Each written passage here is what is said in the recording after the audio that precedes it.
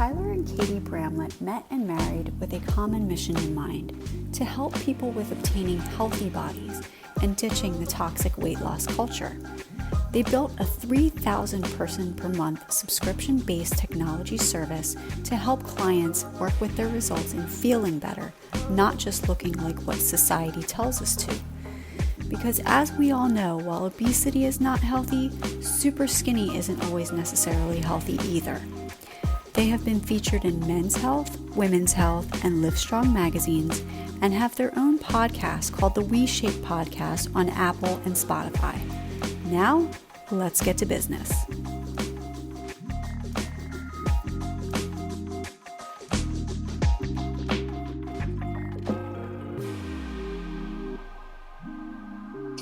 Hello, everybody. I am your host, Tatiana Ryan, and I am here today with Tyler and Katie Bramlett, the founders of WeShape, a brand with a mission to make people feel better in their bodies with personalized at-home workouts. Guys, thank you so much for being here. Thanks for having us.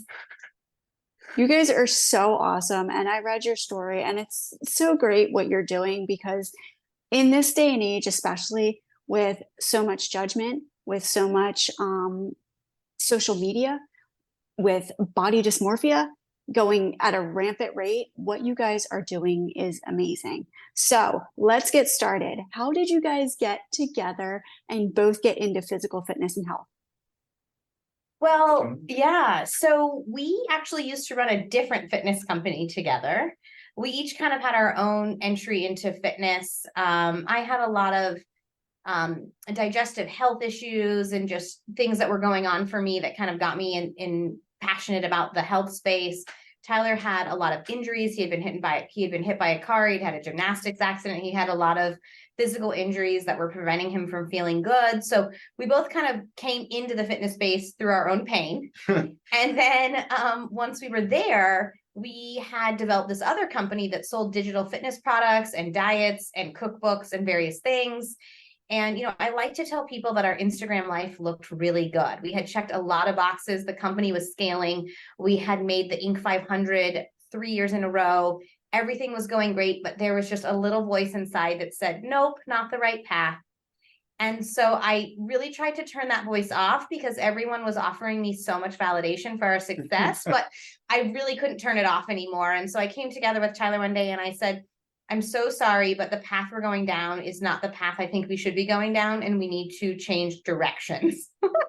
So luckily, he was really open to sort of this idea of maybe doing something else. So I said, I really want to start from scratch and think about what would we deliver to somebody if we had like business success and profit a little bit in the background. Like, what kind of product and experience could we deliver to a customer that would be best for their physical body, their psychological state, their emotional state, and for the greater societal cultural whole? Like, what could we deliver that would meet those standards? Now, I'm not saying we can't, have a profit or make sure that we're collecting data, or like the business things have to be there. I'm not throwing the baby out with the bathwater, but what if we started with that as the priority? So then we entered into WeShape, and we built we weren't in the technical space, but the product we wanted to build required huge technical lifts. So we had to get the right people on board right away to build our product. So we have a technology-driven product.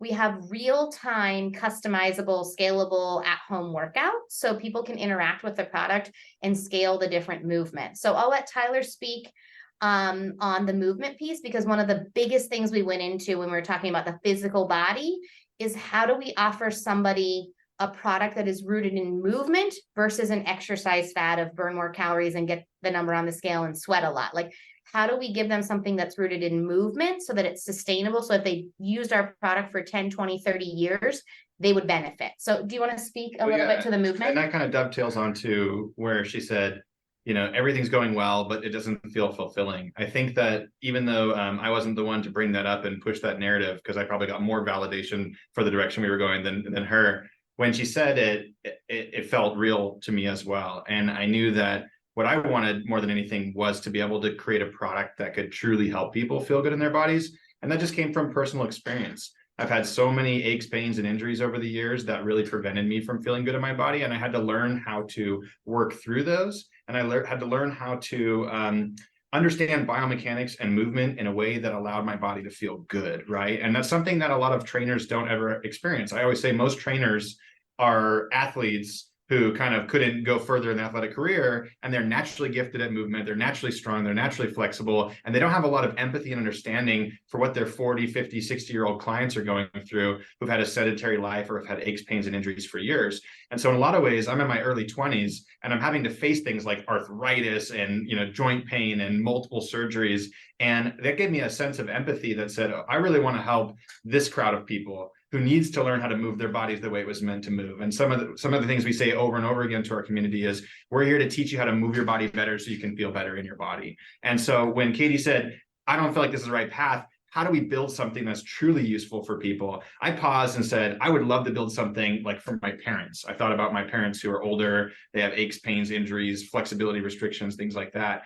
And the first thing that really comes to mind when I think about that is scalability. How do you give somebody something that is scalable? Because one size fits all, it doesn't work, right? And so we sat down and I created this architecture for it, which basically says, on the way in, we ask you a bunch of questions about, what movements you can do, what your goals are, what your capabilities are with flexibility, et cetera. And we use the data that we collect on the way in to create customized workouts for you. And in these workouts, we're actually using the feedback from the workouts you start with to inform the movement selection for the future workouts. And then you can engage with them as a user and say too hard, too easy, or scale up, scale down, and it'll change the difficulty of the movements in real time. So even if you just finish that interval and you have 10 seconds of rest, you could say scale down, and the next time you see that movement, it's going to be a simpler variation. And all of that's built upon what I found works best for people in terms of feeling better in their body is movement progressions, is giving people slightly more sophisticated movement progressions that focus on increasing strength, flexibility, balance, and coordination, so that over time you can start with basic movements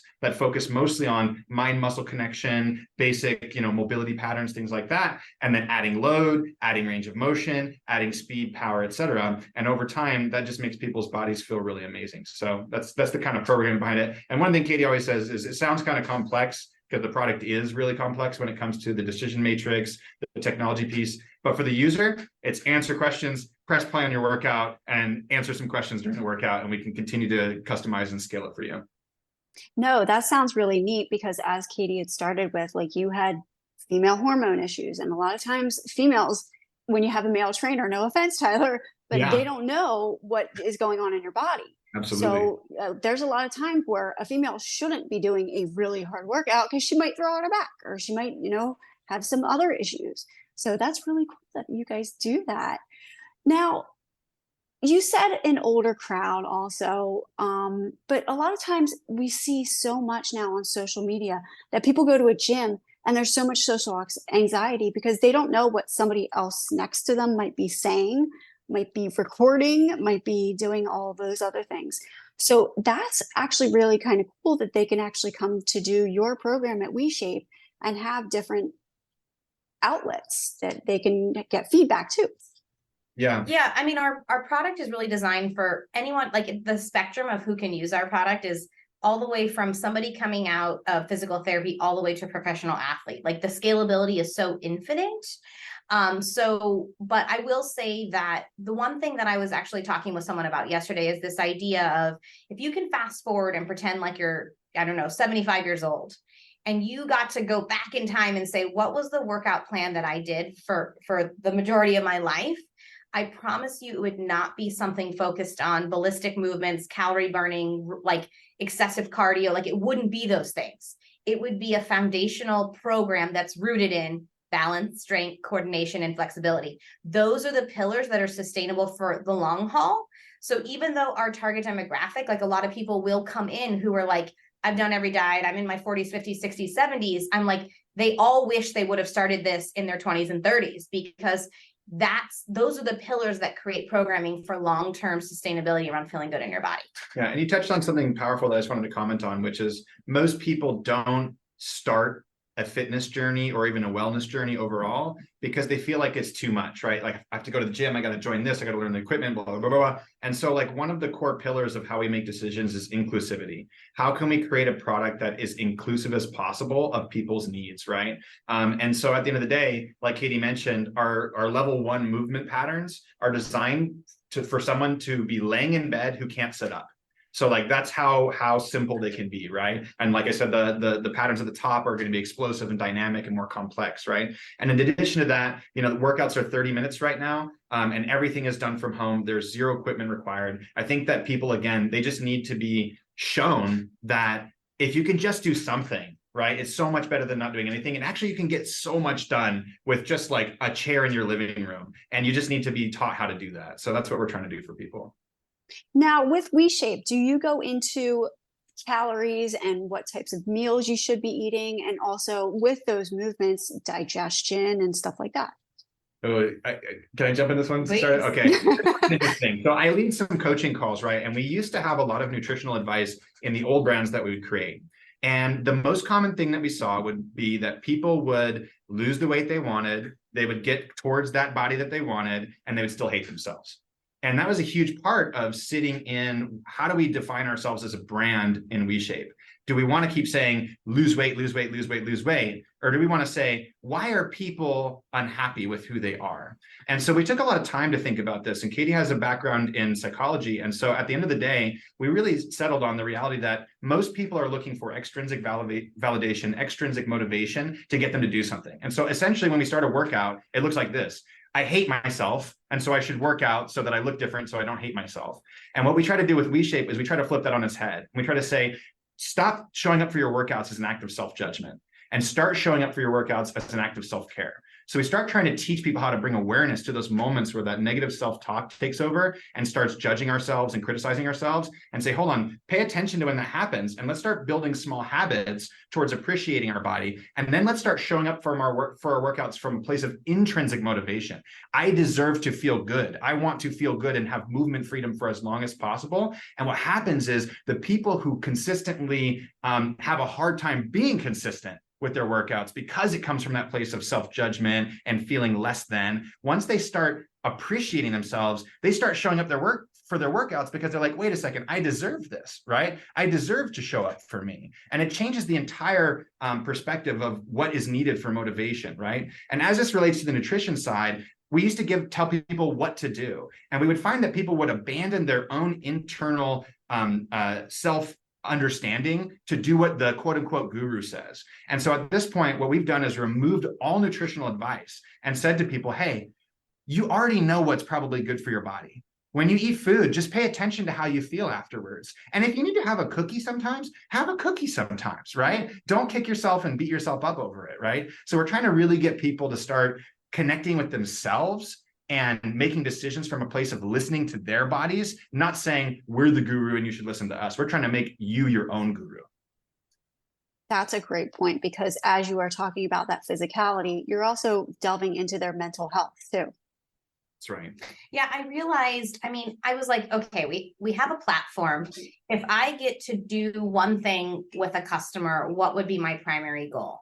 And I found that in the past, we could give them particular advice, and that advice would really never lead down a sustainable path of satisfaction, acceptance, self-gratitude, like some of the things that people really are seeking at the core of that. And I thought, if I could have somebody come into WeShape and get a little bit more connection with self and have a little bit more self-acceptance, that will go so much further than on me getting them to lose 20 pounds on the scale. So we just shifted the intention and thought, how can we do this? So we have, the physical, the fitness side of it is, we've already talked about that, but we also we really address the emotional and community side of that. So in our product, people can scroll through the product, and we have daily Zoom calls where they can join community calls. They can check in with other members. We have a WeShape podcast where we try to bring a lot of awareness and education and bring experts in to talk about toxic diet culture, toxic exercise culture. And then we host weekly podcast discussion groups where we talk about the episodes. So I host one of those calls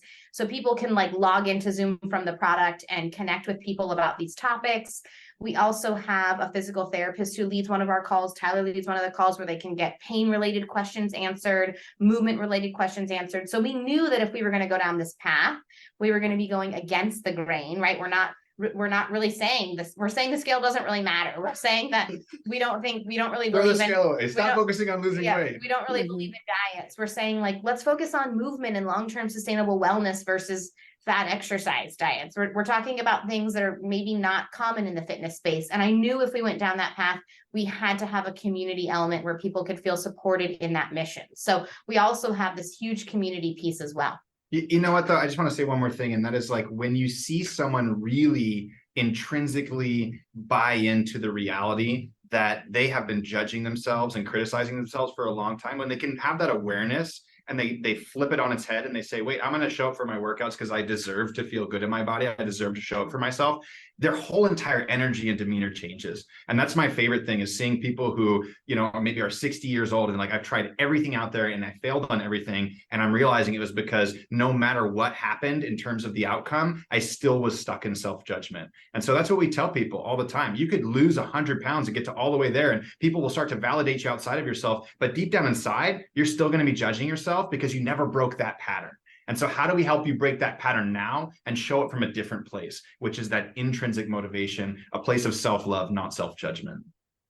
Let's talk about that toxic culture for a minute, because it is getting way out of control, especially with kids also. They're on Instagram all the time. They're on looking at these bodies that are just completely fake. Now it's AI, you know, so how does that raise the standard as to what you guys are doing to maybe focus on children also? I mean, first of all, I like to remind all of our followers in our community that no one is forcing anyone to follow these types of people on social media, and that we get to cultivate the people that we and the information that we surround ourselves with. I do have a goal in the future of somehow being able to bring in like something in the product that would be targeting a younger demographic as well, so that we can address that. We are still very much like a startup company, so we're really getting our feet on the ground, but I know that there's a future there, and that this particular mission and product could adhere to some of those things as well. So there's definitely capacity for us to grow in that direction. But yeah, it's a huge problem. And so this even more of a reason for us to be on this path, to say, actually, we went on that path. We actually watched people achieve physical goals. We watched people, many people lose 100 or more pounds.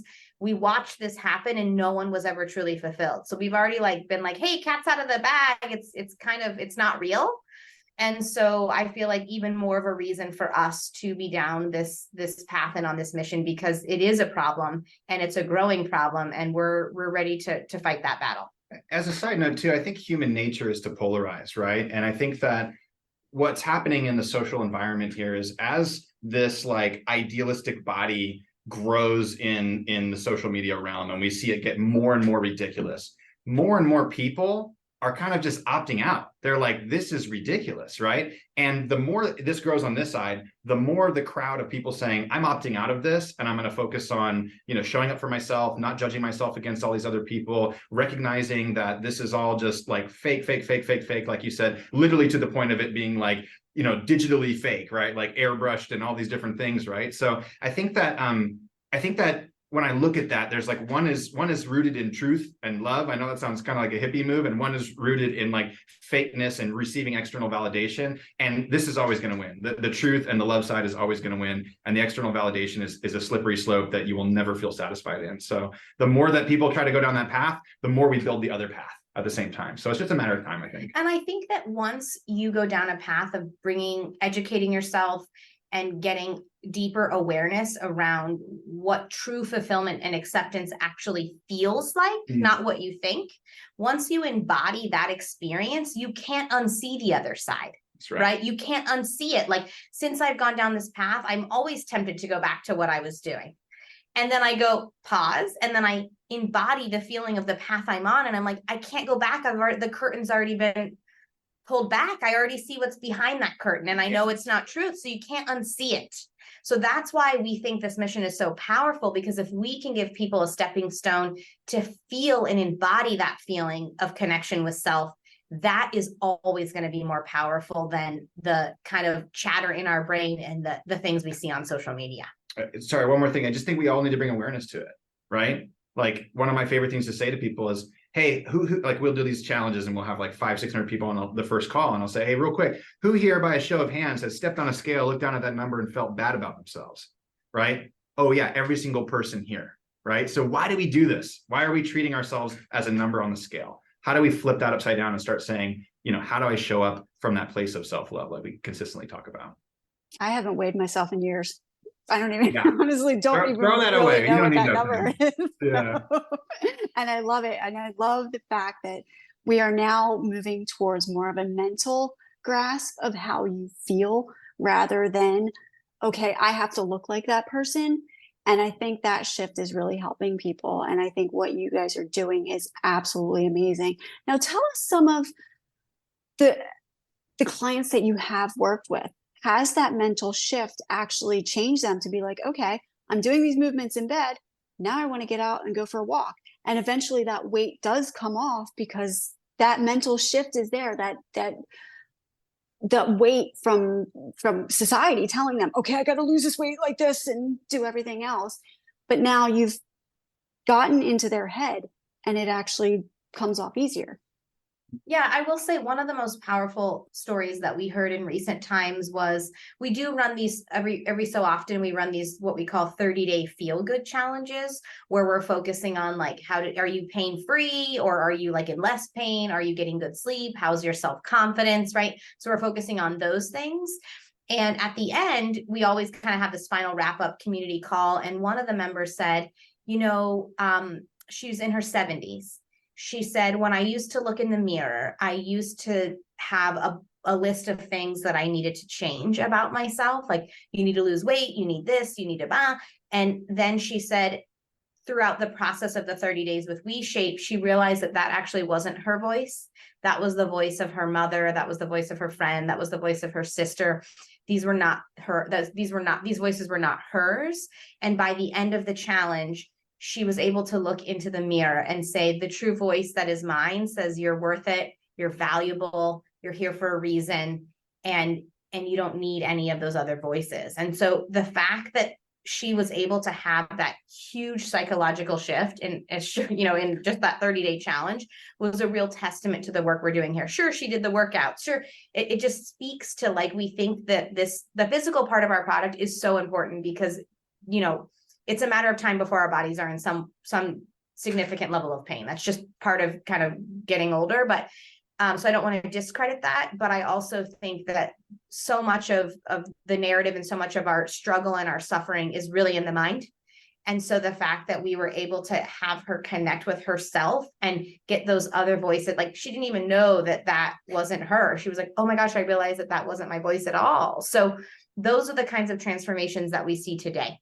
Yeah, the challenges are great times because I get to host some of these calls with them. And a lot of the people sign up for our challenge. They see us on social media. We're doing a 30-day feel good challenge. They come in and they tell us, why are you here? I want to lose weight, right? Like, this is a huge common thing. And by the end of the 30 days, they're like, whoa, I came in wanting to lose 10 pounds. And I walked away realizing that I've been judging and criticizing myself for decades. And I actually have moments now where I look at myself in the mirror and I appreciate who I am, right? And I think that's such a beautiful experience. I mean, like, literally got to put a box of tissues next to me leading these calls, because when we let the crowd share, they come at us with things that I would have never anticipated, that are just such beautiful experiences that they're having when they're really practicing, you know, listening to the self and connecting with the self. So it's a beautiful thing. Now, do you guys hold, because you're obviously not just making a workout system and stuff like that, you're actually building a community. Do you have physical outings you go on where you can get everyone together? At this point, everything is on Zoom. So everything is, you know, via the web, but I wouldn't see that wouldn't be possible in the future, right? If we had a huge, you know, a bigger membership base and we had certain areas where we could all do meetups, like, that's actually a really phenomenal idea. We're just not at that stage of growth yet, but yeah. So for now, everything is done digitally. But absolutely, I think community is such an important pillar of what we focus on here, that that's going to be a continued thing we want to lean into. And we find like that even in the community digitally, like amazing things can happen. We had one lady a while back whose husband was a truck driver get into a car accident. And when the ambulance came, his phone was inside the truck. And so she couldn't get a hold of him. And one of the other members lived in the town that he was in the hospital and went there and connected them via her cell phone. So like little things like that are just these community experiences that make us feel like we're doing so much more than just teaching people how to move in their bodies. We're making people recognize that they don't have to feel alone and that there's other people out there who can, show up for them and support them. And just, sorry, that's popping in my head, but that's what's one of the beautiful things on the calls is that, one member will stand up and they'll share a story about themselves that maybe they felt alone in. And then 50 other people are like, I have the exact same story. And I think that it's such a beautiful thing when somebody's bold enough to share a painful experience about their past and why they connected to a belief that, relates to self-hatred. And all these other people come out and say, I feel the exact same way. And in that moment, everybody realizes we're not alone. We're all struggling. We're all, being told to hate ourselves and to, go out there and, lose weight if we want to love ourselves again. And we can just say, we don't want to believe that anymore. And we're going to start showing up for ourselves and building a community around people that can support us through the low times in that. Well, let's talk about the community itself, because you guys are up to what, 3,000 members and growing? That's correct. Yeah. Yeah. So, you guys are doing really well. yeah, we're off to a great start. Again, we are very much in startup mode still, but we're off to a great start. And yeah, when people log in the product, right now we have about 5 calls a week. So they can join basically one a day, Monday through Friday, if they wanted to. And we do feel like the community calls, like I said, a couple of them are just to hang out with each other, right? It's just a great way for us to be able to build a community of people who are like rooting themselves in a different belief and feel that support and feel that truth. So my hope for the future is that we would actually add many more calls and we could, connect as many people as possible, because it really is a critical part of this mission. And just these calls and these connections that I'm making, it's just giving people permission to give themselves a little grace. Like almost all the questions that we get and whatnot, it's some of it's pain related and things that we can help with regarding movement and things like that. But a lot of the time people are just having a hard week and they're judging the crap out of themselves. I didn't get my workout in, blah, blah, blah. And like, we're probably one of the few brands out there that'd be like, okay, skip it, like they just do less, right? Like, like people can't get started. Oh, I can't do the full 30 minutes. Okay, just press play, do the warm up, and then, close your laptop or your iPad and just walk away. Like just start building habits that feel good to you, that don't feel bad to you. Again, so many people use like fear and judgment and negativity as fuel to get going.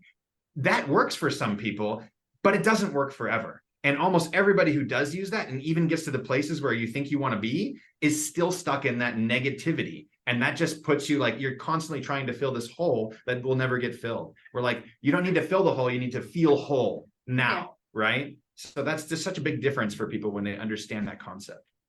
Well, let's talk about motivation to begin with. And so many people get started and they lose that motivation. And it sounds like you're building such a great community that will maybe prop somebody up if they're not feeling too good that day and they don't want to do their workout, and it's okay to skip the workout.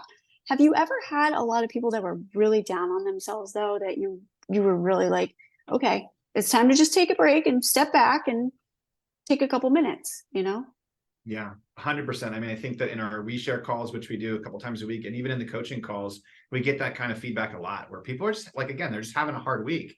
I could think back on a call I led on Monday, and one of our members who was making all this progress and feeling super good, like her leg got caught in like some wire and she fell in her basement and she fell flat on the concrete and hurt her shoulder really bad. And she was coming like, I feel like I'm going to slide back and I should get back into my workouts and, all this stuff. And I was like, maybe take a week off, and just relax and just, be kind to yourself. And I think that oftentimes people need others to give them permission to be kind to themselves, right? Like they've just not been told, like, maybe be a little kinder, maybe do a little less, right? Like one of the common reasons why people get started on fitness and fail is because they jump in and I'm going to go 5 days a week and I'm going to get after it. I'm going to do this every single, and that's not realistic for most people. And so we're like, hey, if you can get in 2 workouts a week consistently, fantastic. If you have to miss a couple of weeks, you're on vacation or you need a break, that's totally fine too. It's about some sense of consistency over months, over years, that really produces the changes that people want when it comes to feeling better in their bodies.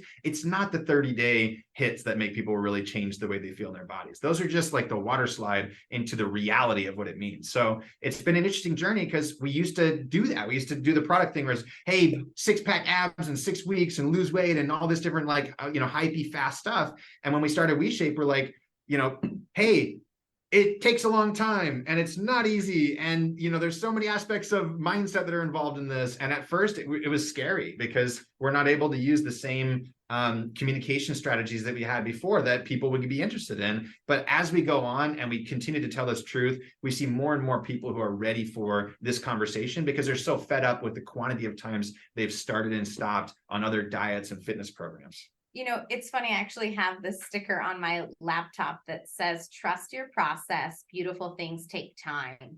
And we don't live in a culture that holds that concept very well. We live in a culture that is, everything is overnight, everything is quick, everything is, and so when we talk about motivation, I really don't even like that word, right? Like, and most of the time we are constantly trying to fill something outside of us to get us to do something. So if that scale says this, then I'll feel good. If I get complimented on how I look, then I'll feel good. Like, the only real sense of true peace inside is internal validation of self. And so I promise, going after that diet, going after that quick fix workout program, going after it, it doesn't actually feed that internal voice at all. In fact, it just makes that external voice get louder. So we are trying to help people come back to self and turn up that internal voice, because we know once they experience that, they can kind of take a breath and they can be on a different path that is way more fulfilling long term. Do you think this is a generational mindset, where maybe the older generation was, we got to do this now, gung ho, and now we're kind of slowing down a little bit and saying we do need to get ourselves together and pull ourselves in and realize how we feel inside first before we understand everybody else?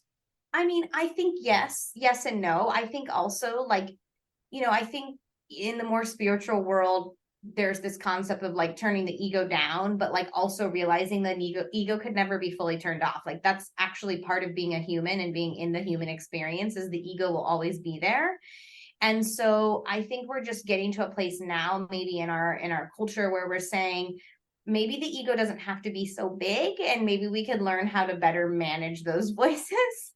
And so, yeah, I think it's partly generational, but I think it's partly the human condition to feel drawn to those things, right? To feel, because our ego really likes the shiny, fancy, quick, our ego does really like that. But unfortunately, in my opinion, that's not really sustainable, and it lacks a deeper, more sense of fulfillment. So don't think we're going to ever be able to turn it off, but I think if we can work towards building it inside of ourselves, if it can be just a little bit louder than the ego, I think that would be the direction to go. So, and commenting on the generational piece of this, what was really interesting to me was I would make the same assumption that you would make there. It's like, okay, maybe this millennial or Gen Zs are going to be really open to this messaging. And a lot of them are, and a lot of them are incredibly passionate about this. And they're looking at the BS of all this fake stuff and they're seeing right through it.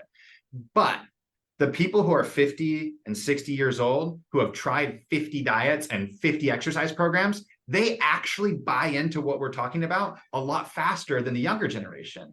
And what I believe is happening there is that the younger generation, despite the fact that they might be more inclined to buy into this type of system inherently, they still haven't had as many failures, right? They don't have as many experiences of, I've done 50 diets and every single time I failed on it because it wasn't coming from a place of intrinsic value. It was coming from a place of needing extrinsic validation. And so I think that the people who have more bumps and bruises, they just get the message easier. They're the ones who I say, have you ever looked down at your scale and seen that number and felt crappy about themselves? And like, yeah, 10,000 times, versus maybe somebody who's younger who doesn't even have a scale and hasn't been through that experience nearly as much. So that's been honestly really surprising to me to see the people, especially like the women in their 50s and 60s, who just pause for a second and just recognize, they have that awareness moment where they're like, oh, I have just been living in self-judgment for my entire life.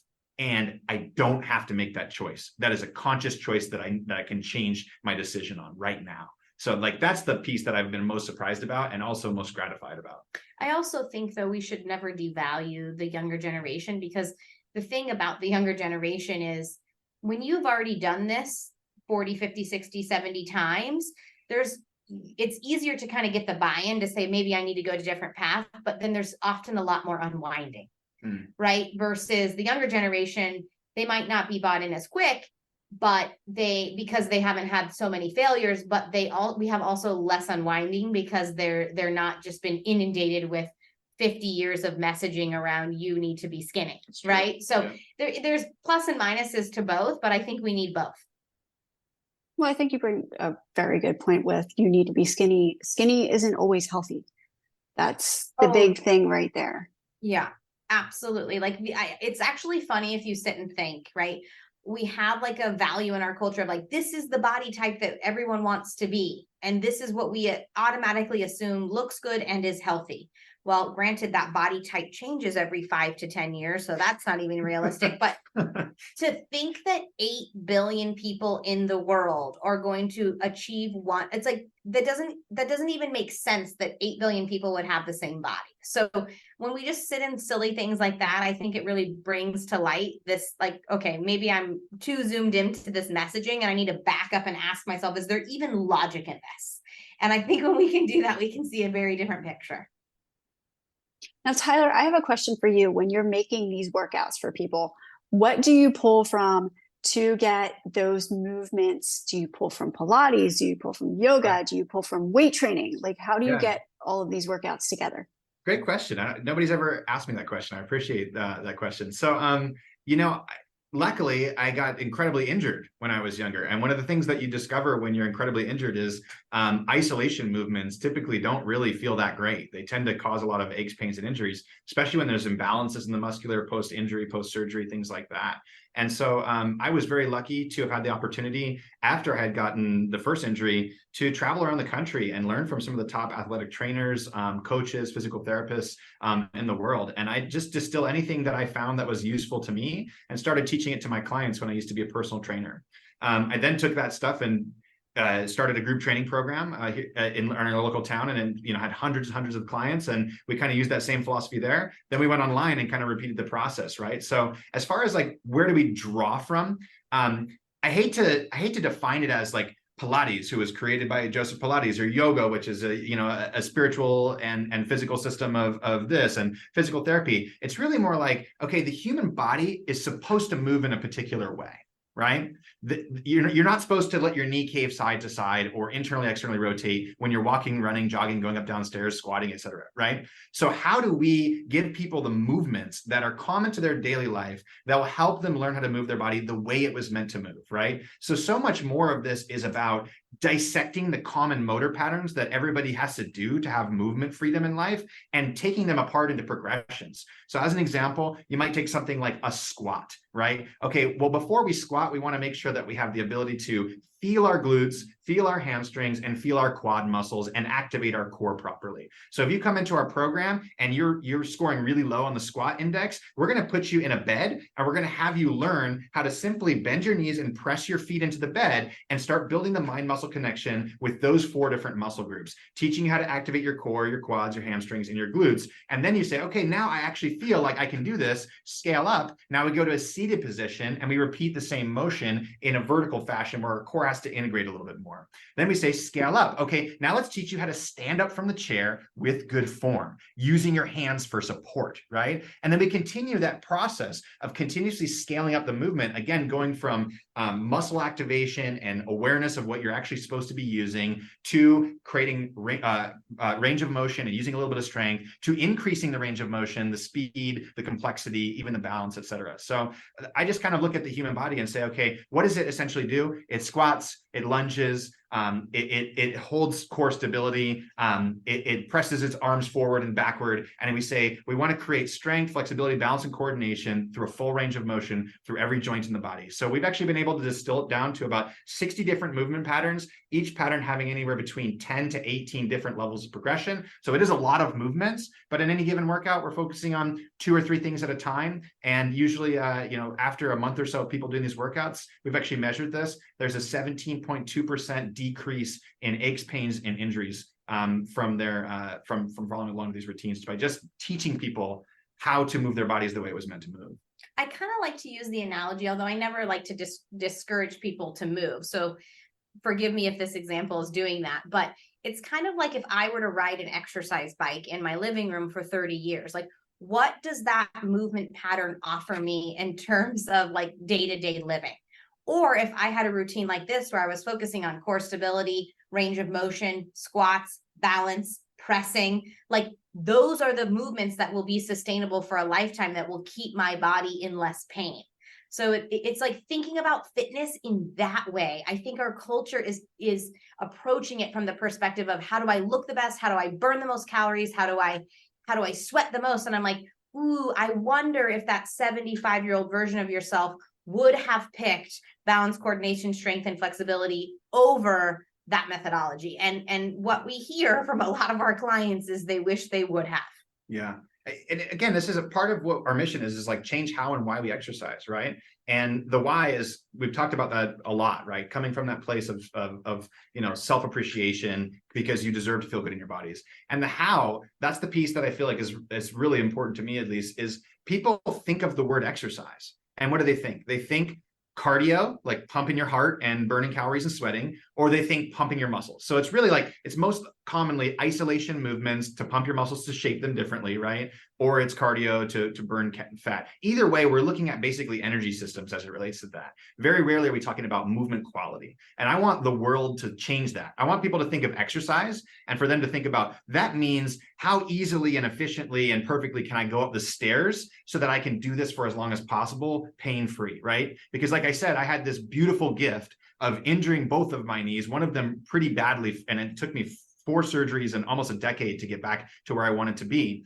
I had the experience of going up the stairs and feeling in horrible pain, right? And so it's like, I had a guru living inside me that said, if your knee deviates from a perfect alignment, or if your weight distribution on your foot, or if your inability to load through the hip isn't there, you're going to immediately feel it. And most people have this experience all the time. They just don't know how to correct it, right? And it's shocking to me how many times I have somebody come on the call, my shoulder hurts when I lift my arm like this, and we do 2 or 3 things, and they're like, oh my God, I can lift my arm pain-free. There's just nobody teaching people how their body's supposed to work in a way that's concise and simple so that they can actually do this from the comfort of their own home and learn how to move their bodies well so they feel better in their bodies. And also like this idea around when people, like I was talking with someone the other day who was complaining of severe knee pain. And I said, he's like, I went to my doctor and I said, okay, well, do you have a tear or a break? And he said, no. And I said, then you have a dysfunctional movement pattern and that's why you have pain. And so he was like, oh, I was going to go to the acupuncturist and stuff. And I have an acupuncturist. I'm not discrediting that at all. It'll probably actually give you some relief. But don't forget, the reason why you probably have that is a dysfunctional movement pattern. So you can't pretend that we can't address that if you actually want to be in sustainable, pain-free motion. This is coming too, by the way. Like this is, give it 50 years and we'll be talking about this as a normal part of human life, right? You know, even some of the top physical therapists in the world are starting to talk about movement as a system of the body. Like the immune system is an integration of several parts. The movement system is an integration of several parts, including the neurology of the system, you know, how the nerves function, the ability for those nerves to move through your spine properly, and then your ability to really feel those muscles activate the way that they're supposed to. And I think that over time, this is going to become a bigger dialogue in the world of fitness, and the energy systems, pump your muscles, burn calories is going to get smaller and smaller. I used to be a massage therapist, so I've had that conversation many times with people. Now, where can everybody find you on social media so they can get on there and start seeing what you guys are actually doing? Because Tyler, I didn't really understand until I saw what you were doing with the bed movements and stuff like that. And it's really amazing what you guys are doing. Yeah, so we have 2 social handles. Our first one is just @WeShape, and that's where we talk about all of the movement related stuff. And then we have at WeShape podcast, which is where we talk all about the social, psychological, and cultural influences that we were talking about. And then I actually have a special link for your listeners if they want to give WeShape, our WeShape product, a 2-week free trial. They can go to WeShape.com/businessy, that's business-y, and they can get a 2-week free trial and come check us out. Awesome. That sounds so great. And can they get signed up to WeShape from that? Yes, they can. So it's a 2-week free membership. So you get a login, you get access to the community calls, you get access to the product and the daily workouts, you get access to it all. Oh, that is so wonderful. That sounds so great. So I will put that in the description of the podcast itself, and I will put all of your handles in there also, so everybody can follow along. Thank you. Tyler and Katie, this has been so much fun talking to you, and it has been such an experience to know that there are other people out there that are actually not just training to build muscle and bulk and everything, but actually change mindsets.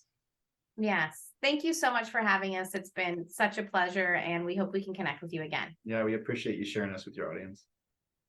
My name is Tatiana Ryan. This is the Businessy Podcast. Everything will be linked in the description. I hope you guys join Tyler and Katie Bramlett and the WeShape community. Everyone, have a great day.